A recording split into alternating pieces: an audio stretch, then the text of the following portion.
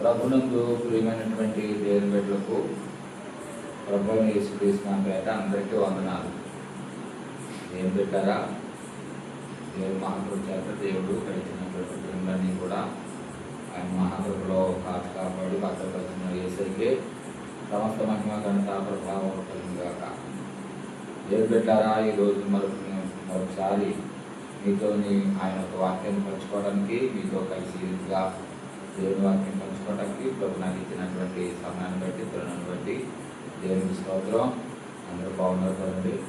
మీకు ఏదైనా ప్రార్థన, మీకు జ్ఞాపన అవసరతలు ఉంటే మా సెల్ నెంబర్కి తెలియజేయండి. మీ కొరకు సంఘంగా వ్యక్తిగతంగా ప్రార్థన చేయడానికి అవకాశం కుదురుతుంది.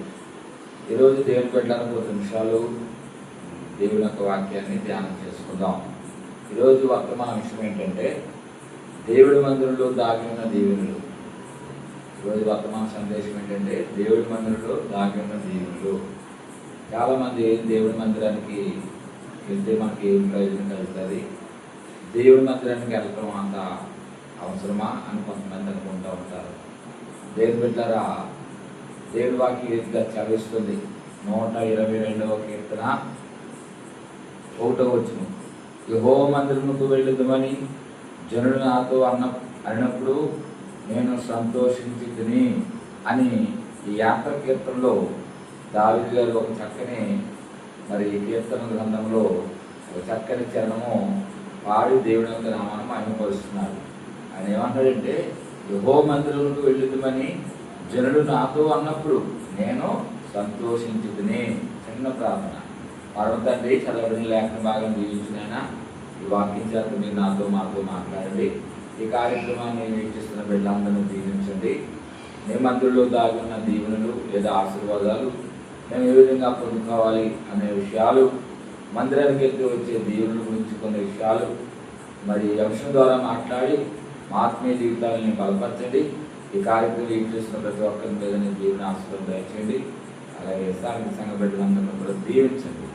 యేసు నామమున పేరట అడుగుచున్నాము తండ్రి, ఆమేన్. దేవునికి స్తోత్రం కలుగును గాక. దేవుని బిడ్డలారా, దావీదుతో అన్నరట జనులు, యెహోవా మందిరముకు వెళ్ళుదామని జనులు నాతో అనినప్పుడు నేను సంతోషించితిని.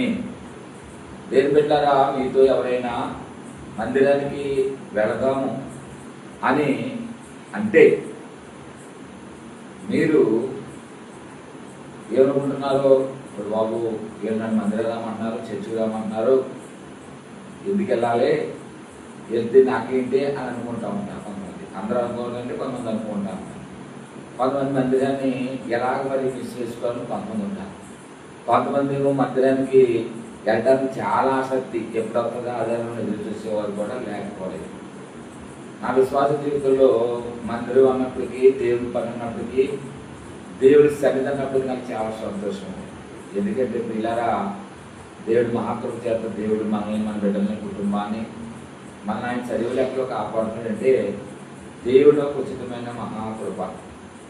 మనం చదివులుగా ఉన్నామంటే దేవునికి ఆపుదలండి.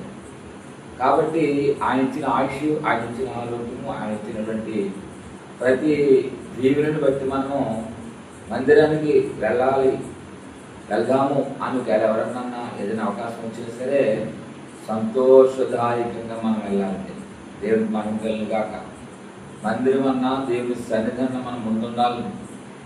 దావీదు భక్తుడు ఎందుకు ఆ మాట అన్నాడంటే, దావీదు దేవుని యొక్క మందిరంలోకి, అది దేవుని యొక్క సన్నిధిలోకి, దేవునిలో ఉన్న ఆనందాన్ని, దేవుని యొక్క మహిమను, దేవుని యొక్క ఔన్నత్యాన్ని, దేవుని యొక్క కృపను ఆయన అనుభవించాడు కాబట్టే దేవుని యొక్క గొప్పతనాన్ని, దేవుని యొక్క శక్తిని, దేవుని యొక్క మహిమను ఆయన తెలుసుకున్నాడు. కాబట్టి మందిరానికి వెళ్దామని జనుడు అన్నప్పుడు ఆయనకి ఎంతో సంతోషం వచ్చింది. ఈ వాక్యం ఏంటంటే దేవుని బిడ్డలారా, ఆదివారం అయినా, ఫాస్టింగ్ ప్రేయర్స్ అయినా, ఏదైనా ప్రత్యేక ఉద్యోగ సభల కొడుకులైనా, ఏదైనా మన దైవ సంబంధమైన కార్యక్రమాలు మన సంఘంలో కానీ ఏదైనా కార్యక్రమాల్లో బయట కానీ జరుగుతున్నప్పుడు ఎవరైనా నీకు చెప్తున్నప్పుడు నువ్వు ఎలాంటి ఆసక్తి చూపుతున్నావు దేవుడి యొక్క మందిరానికి వెళ్ళడం విషయంలో? చాలామంది మందిరం పట్ల ఆసక్తి ఉంటుంది. కొంతమందికి దేవుడి సన్నిధన్నా, దేవుడి మాటలన్నా, అంతగా లక్ష్య పెట్టండి. ఒక విషయాన్ని మనం గుర్తుంచుకోవాలి, దేవుడు కృప లేనిదే ఈ లోకంలో క్షణం కూడా మనం బ్రతకలేము. ఎందుకంటే దేవుని కృప అంత గొప్పది.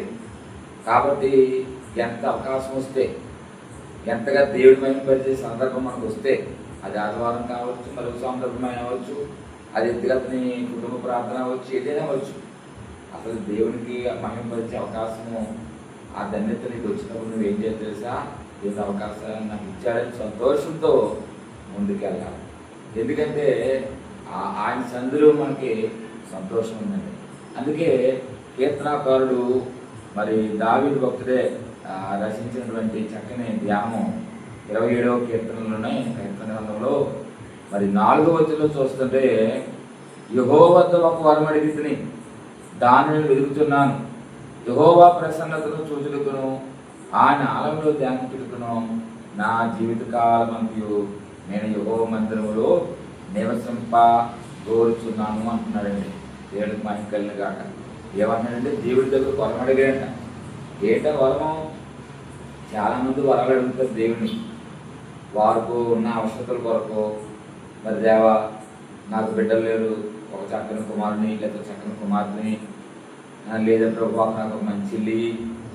మనం దేవుడు ఏదైనా అడిగితే, అమ్మ నేను నీకు కొన్ని వరాలు ఇస్తున్నాను, మరి నువ్వేం కావాలో కోరుకంటే, మన వ్యక్తిగతంగా గృహమని, బిడ్డలని, నా యొక్క భవిష్యత్తు బాగుండాలని, మేము మా బిడ్డలు బాగుండాలని, ఇలాగా ఏలోక సంబంధంగా మనం అనేక అవసరాలు బట్టి దేవుడిని అడుగుతూ ఉంటాం.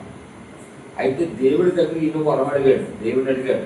దేవుడిని అడిగాడంటే, ప్రభువా మీ మందిరంలో నీ ప్రసన్నతను చూడాలని, మీ ఆలయంలో నేను ధ్యానించాలని, నా జీవితకాలం నేను బ్రతుకు దినాలన్నీ కూడా నేను నీ మందిరంలోనే నివసించాలి నాయన అని దావీదు గారు దేవుడి యొక్క సన్నిధిలో కోరుకున్నాడంటండి. హల్లెలూయా. దేవుని సంగమా, దైవ జనాంగమా, దేవుని బిడ్డలారా, ఈ రోజుల్లో మనం ఏం అడుగుతున్నాం? దేవుడి వరాలని. ఆయన అడిగిన వరంకి మనం అడుగుతున్న వరాలకి చూడండి ఎంత వ్యత్యాసం ఉందో. మనకి భూలోక సంబంధంగా మనకు కావాల్సిన ఎన్నో ఉంటాయి. అవి అడగడంలో తప్పు కాదు, అడగవచ్చు. నీకు అవి కావాలనే సంగతి ఆయన తెలుసు. అందుకే ఆయన 6వ అధ్యాయం మత్తయి వార్త 32-33 అంటాడు. మొదట అంటున్నాడు, నా నీతిని నా రాజ్యాన్ని మొదట వెతకండి, అప్పుడు మీకు ఏం కావాలో అవన్నీ నేను మీకు అనుగ్రహిస్తాను అన్నాడు. ముందుగా మనం వెతకవలసింది ఏంటంటే దేవుడి రాజ్యాన్ని వెతకాలి, దేవుడి సన్నిధిని వెతకాలి, ఆయన మహిమను వెతకాలి. నా విశ్వాస జీవితంలో మరి దేవుడికి అది కావాలి ఇది కావాలని ఎప్పుడన్నా దైవసందులో ఉండి మాట నేను చెప్తున్నాను. నాకు ఇల్లునైనా, నాకు బిడ్డలనైనా, నాకు ఇదినైనా అది నేను అనలేదు. ఆయన పని మేము చేస్తున్నాం, ఆయన కొరకు మేము ప్రయాసపడుతున్నాం. ఆయన కొరకు మా వ్యక్తిగత జీవితంలో ఆయనకి ఎంత సమయం ఇవ్వాలి అంత సమయం ఇచ్చి మా వ్యక్తిగత పనులు మిగతా సమయం ఉపయోగించుకుంటాం. ముందుగా ఆయన పని చేస్తే మనకు కావాల్సిన ఆయన ఇస్తాడన్న విశ్వాసంతో ముందుకెళ్ళినప్పుడు మా జీవితంలో ఏ కొరత లేకుండా ఏ టైంకి ఏది కావాలో, ఏ టైంకి ఏది అవసరమో అడగకపోయినా సరే ఆయనే మాకు అన్ని ధారాళంగా ఇచ్చాడు. మహిళగా గృహం గురించి కానీ, బిడ్డల గురించి కానీ ప్రత్యేకించి నాయన ఇది చేయలేని అడగలేదు, కానీ బిడ్డనిచ్చాడు. రకరకాల కష్టాలను, గృహం లేక ఇబ్బందులు పడ్డాం. ఒకనొక టైంలో దేవుడు ఒక మంచి గృహాన్ని ఇచ్చాడు.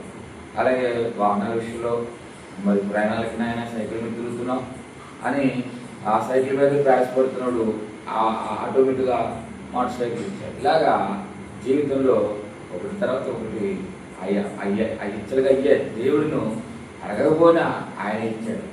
ఎందుకని ఇచ్చాడు? అక్కడ రాయబడిన 6:30-33 మత్తయి వార్తలో ఆయన నీతిని రాజ్యాన్ని మనం వెలిగితే మనకి ఏం కావాలో అవన్నీ ఇస్తాడు. దావీదు కూడా దేవుడి మందిరంలో వరం అడిగాడు, దేవుడి సన్నిధిలో ఉన్నాడు, దేవుడి మహిమ కొరకు ఎదురు చూశాడు.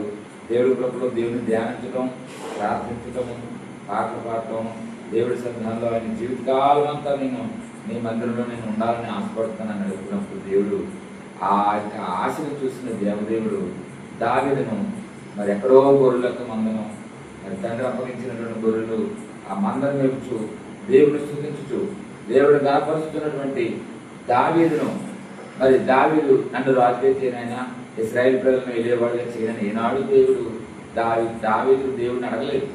అడగకపోయినా దావీదును దేవుడు సౌలు తర్వాత ఇశ్రాయేల్ ప్రజలకి ఒక మంచి రాజుగా దేవుడు చేశాడు. దేవునికి మహిమ కలుగును గాక. చూడండి, దావీదు అడిగాడు, మరి నేను ఎక్కడన్నా రాజు చేయమని బైబిల్ దానిలో ఉందా? దావీదు వెతుక్కుంటూ దేవుడు సమూయేలు పంపించాడు. సమూయేలు దావీదు ఎదుర్కొని ఇంటికి వెళ్ళి ఆయన కుమారుని అడిగినప్పుడు అందరూ వచ్చారు. ఈయనేనా, ఇంకా ఎవరైనా కడసరుడు ఉన్నాడని అడుగుతాడు. మొదటి సమూయేలు 16 ఉన్నాళ్ళే అండి ఒకడు అని అంటారు. ఏదో దావీదుని తత్వాంచనగా చూశారు వారి తల్లిదండ్రులు, అన్నదమ్ములు. కానీ దావీదుని దేవుడు గుర్తించాడు. దావీదుని దేవుడు ఎన్నుకున్నాడు. దావీదుని దేవుడు ఒక గొప్ప రాజుగా చేయడానికి దావీదులో ఉన్నటువంటి గుణలక్షణాలు, దావీదులో ఉన్నటువంటి మంచి క్వాలిటీస్ ఏంటంటే, దావీదు ఎప్పుడు కూడా దేవుడి సన్నిధిని కోరుకున్నాడండి. దేవుని ప్రసన్నతను కోరుకున్నాడు. దేవుడిని కనపరచాలనేటువంటి ఆలోచనతో ఉన్నాడు. ఒక విషయాన్ని మనం గుర్తుంచుకోవాలి. దేవుని బిడ్డ, నువ్వు ఏటు కనపడ నువ్వు పరిగెడుతున్నావో, ఏటు కొరకు నువ్వు ప్రయాసపడుతున్నావో, నువ్వు ఎంత ప్రయాసపడినా ఆయన నిబంధనకి ఎదురా. దావీదు రాజు గురించి కానీ రాజు అవ్వాలి కానీ ఆయన ప్రయాసపడలేదు, దాని పరిగెత్తలేదు. దావీదు దగ్గరికే దేవుడు తన ప్రవర్తన సమూయేలును పంపించి రాజుల అభిషేకించే కృపను భాగ్యాన్ని ఇచ్చాడు. అందుని బట్టి దేవుడికి మహిమ కలుగును గాక.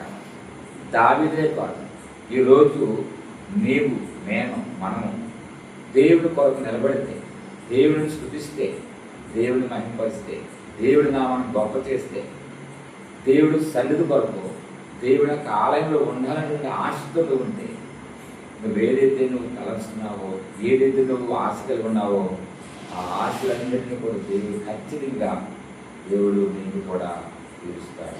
ఆమేన్. కాబట్టి ప్రియమైన దేవుని బిడ్డలారా, మరి దావీదు వలె మనం కూడా ఆ మందిరానికి వెళ్దామని జనులు ఆయనతో ఉన్నప్పుడు ఏ రీతిగా దేవుడి మందిరానికి వచ్చుతున్నాం. నెలకు 4 ఆదివారాలు వస్తుంటాయి, 5 ఆదివారాలు వస్తుంటాయి. కొంతమంది క్రమం తప్పకుండా ఏ ఆదివారం మిస్ అవ్వరు. కానీ కొంతమంది దేవుని బిడ్డలారా నెలకు 1 ఆదివారం, 2 ఆదివారాలు వస్తారు. మరి ఒక్కొక్కసారి కొంతమంది బల్లారాలను ఎప్పుడు ఇస్తారో తెలుసు వాడికి. ఆ బల్లారం రోజునే వస్తారు. కొన్ని మందిరాలు అయితే బల్లారాల రోజు నిండిపోతాయి. మళ్ళా కొన్ని ఆదివారాలు మొక్కలు కనపడవండి. ఒకవేళ సహోదరుడా, సహోదరి, నువ్వు కూడా ఈ మాటలు వింటుంటే నువ్వు కూడా గుంపులోకి ఉన్నావేమో. ఒక్కసారి నీకు నీవే పరిశీలన చేసుకుని, నువ్వు చేస్తున్న పొరపాటు ప్రభుత్వం ఒప్పుకొని నీవు కూడా మందిరాన్ని మిస్ అవ్వద్దని చెప్తా ఉన్నాను. ఎందుకంటే ఆయన మందిరంలో మనకు అనేక దీవులు ఉన్నాయి, మేలులు ఉన్నాయి. అందుకే పరిశుద్ధ గ్రంథంలో 84వ కీర్తనలో మరి మనం పరిశీలన చేస్తుంటే, ప్రియమైన దేవుని బిడ్డలారా, ఇక్కడ చూడండి 84వ కీర్తనలో ఈ కీర్తన చక్కగా రాశారు. కౌరవ కుమార్ రాసినటువంటి మంచి కీర్తన. అంటే అన్ని కీర్తనలు మంచియే, అంటే మందిరం గురించి ఒక చక్కని కీర్తన. యెహోవా మందిరం చూడవాలని నా ప్రాణం ఎంతో ఆశపడుచున్నది, అది సొమచలుచున్నది. జీవంగల దేవుని దర్శించుటకు నా హృదయము, నా శరీరము ఆనందంతో కేకలు వేయుచున్నది. స్తోత్రం కలిగిన. కాబట్టి ఇక్కడ యెహోవా మందిరానికి మరి ఆవరణలో చూడాలని, మరి అక్కడ నా ప్రాణం ఎంతో ఆశపడుతుందని కౌరవ కుమారుడు చక్కగా రాశారు. జీవగల దేవుని దర్శించుటకు నా హృదయం, నా శరీరం ఆనందంతో కేకలు వేయుచున్నది అని అంటున్నాను. హృదయంలో ఆనందం. మందిరానికి వెళ్ళాలన్నప్పుడు మనం ఆరాధించుతున్న దేవుడు, మనం సేవించుతున్న దేవుడు జీవం కలిగిన దేవుడు, ఆయన సజీవుడైన దేవుడు. అక్కడ రాయబడిన మాటలు చూడండి, జీవం గల దేవుడిని దర్శించుటకు నా హృదయము, నా శరీరము ఆనందంతో కేకలు వేయుచున్నది. కాబట్టి మనము మృతుల్లో ఉన్నటువంటి దేవుడిని ఆరాధిస్తుంటారు. చాలామందికి సత్యం తెలియక ఏ లోకంలో అనేక మంది వివిధ రకాలుగా ఆరాధన చేస్తాము. కానీ మనం ఆరాధిస్తున్నటువంటి దేవుడు, మనం స్తుతిస్తున్న దేవుడు, మనం ప్రార్థిస్తున్నటువంటి దేవుడు సజీవుడైన దేవుడు. హల్లెలూయా. ఆయన మన కొరకే మరణించాడు, మన కొరకే తిరిగి లేచాడు, మృత్యుంజయుడై పునరుత్థానుడై 40 రోజులు భూలోకంలో సంచరించి అనేక మంది కనపడి అనేక మందిని ఆయన రుజువులు కనపరిచాడు. అనేక మందికి ఆయన అందరూ చూస్తున్నారు కదా, దాదాపు 500 మంది చూస్తున్నారు. ఆయన ఒలివల కొండ నుంచి పరమ కొనుక్కోమంటాడు.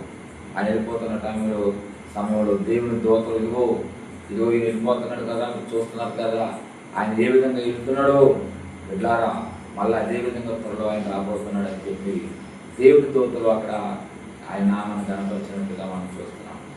ఈరోజు మనం ఆరాధిస్తున్నటువంటి దేవుడు మరి సజీవుడైనటువంటి దేవుడు. ఆ సజీవుడైన దేవుడి మందిరాన్ని చూడాలని నీవు కూడా ఎంతో ఆశతో రావాలి మందిరానికి. దుప్పు నీటి వాముల కొరకు ఆశపడుచున్నట్టు దేవా నా ప్రాణం నీ కొరకు ఆశపడుతుందని చెప్తున్నటువంటి భక్తుల వల్లే దేవుడి మందిరం మాకు చూడాలని, దేవుడి మందిరం రావాలని ఒక తపన ఉండాలి. చాలామంది దేవుడి మందిరం వస్తూ ఉంటారు, దేవుడి సన్నిధికి వస్తూ ఉంటారు. ఎలా వస్తారో తెలుసండి, ఈ లోక సంబంధంగా ఏ కార్యక్రమంలో సరే టైంకి వెళ్ళిపోతారు, సమయానికి హాజరైపోతారు.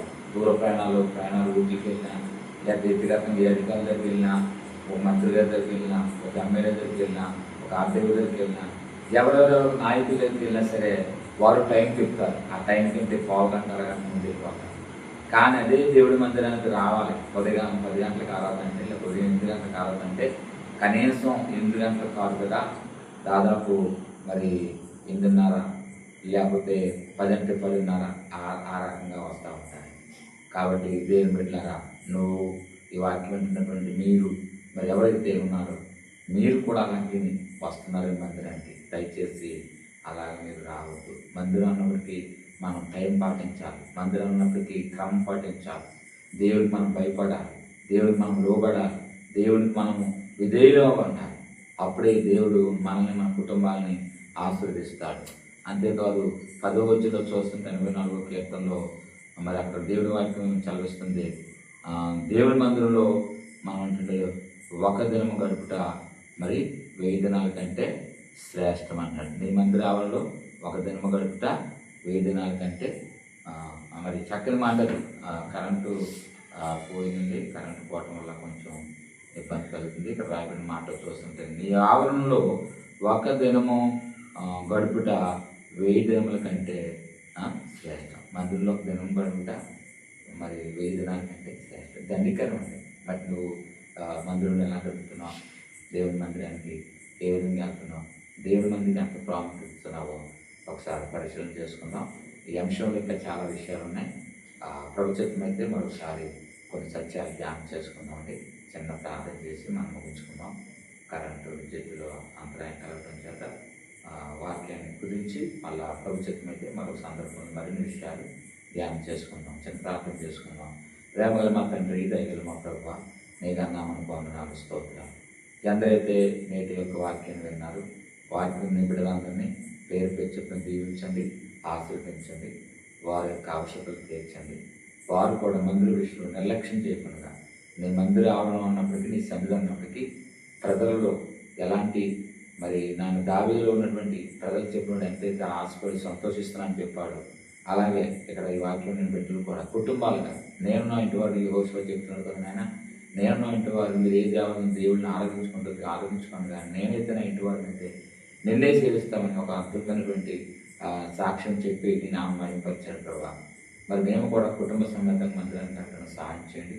ఈ వాక్యం బిడ్డల్లో ఎవరైనా బలహీనంటే ముట్టి స్వస్థపరచండి, ఉద్యోగాలు దయచేయండి, గృహాలు కట్టుకున్న వారికి గృహాల విషయంలో మేయించండి, స్వదేశంలో విదేశంలో కష్టపడి పనిచేస్తున్న వారు కష్టాతీతాలు దీవించండి, అప్పులను వారికి అప్పుల నుండి విడుదల దయచండి, సాతాను బంధకాల చేత పీడించబడుతున్న వారికి ప్రతి సాతాను బంధకాలను కూడా గొప్ప విడుదల దయచేయండి.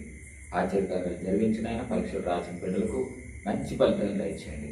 ముఖ్యంగా ప్రభువా మరి ఈ కార్యక్రమం వీక్షిస్తున్న ప్రియ బిడ్డలందరి మీద నీ కృప, నీ దీవెన, నీ ఆశీర్వాదం మెండుగా అనుగ్రహం దయచేసి మీరే మహిమ పొందమని ప్రభావ మీరు ఆకలించి మరోసారి మీరు కలుసుకుని ఆలోచించుకునే కృప భాగ్యము మాకు దయచేయండి. యేసు నామములో ప్రార్థించి వేడుకొని నామ తండ్రి, ఆమేన్. పరమ తండ్రి దేవుని ప్రేమ, రక్షకుడైన యేసుక్రీస్తు కృప, పరిశుద్ధాత్మ దేవుని యొక్క సన్నిధి సావాసం ఎప్పుడెలా పెట్టలేని మా అందరూ సదాకాలంతో నడిపించిన కాక. ఆమేన్. అందరూ పొందడానికి మనం దీవించిన కాక.